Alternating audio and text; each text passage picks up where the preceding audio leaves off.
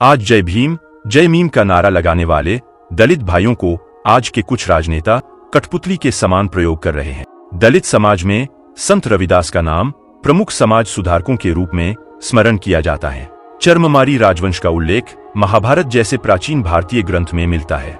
प्रसिद्ध विद्वान डॉक्टर विजय सोनकर शास्त्री ने इस विषय पर गहन शोध कर चर्ममारी राजवंश के इतिहास पर पुस्तक लिखा है। इसी तरह चमार शब्द से मिलते जुलते शब्द चंवर वंश के क्षत्रियों के बारे में कर्नल जेम्स टॉड ने अपनी पुस्तक में लिखा है। चंवर राजवंश का शासन पश्चिमी भारत पर रहा है। इसकी शाखाएं मेवाड़ के प्रतापी सम्राट महाराज बप्पा रावल के वंश से मिलती हैं। संत रविदास जी लंबे समय तक चित्तौड़ के दुर्ग में महाराणा सांगा और मीराबाई के गुरु के रूप में रहे हैं। संत रविदास जी के महान प्रभावी व्यक्तित्व के कारण बड़ी संख्या में लोग इनके शिष्य बने। उस काल का मुस्लिम सुल्तान सिकंदर लोधी भारत के हिंदुओं को मुसलमान बनाने की उधेड़बुन में लगा रहता था।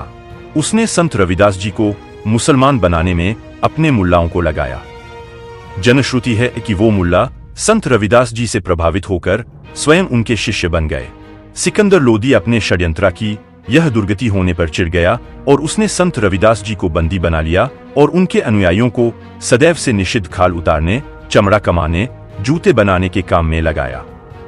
इसी दुष्ट ने चंवर वंश के क्षत्रियों को अपमानित करने के लिए नाम बिगाड़कर चमार संबोधित किया।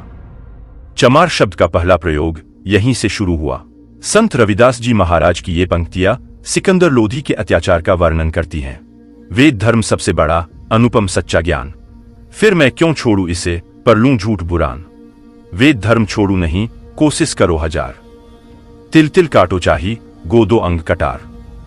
चंवर वंश के क्षत्रिय संत रविदास जी के बंदी बनाने का समाचार मिलने पर दिल्ली पर चढ़ दौड़े और नाकाबंदी कर ली। विवश होकर सुल्तान सिकंदर लोधी को संत रविदास जी को छोड़ना पड़ा। इस झपट का जिक्र इतिहास की पुस्तकों में नहीं है, मगर संत रविदास जी के ग्रंथ रविदास रामायण की यह पंक्तियां सत्य उद्घाटित करती हैं।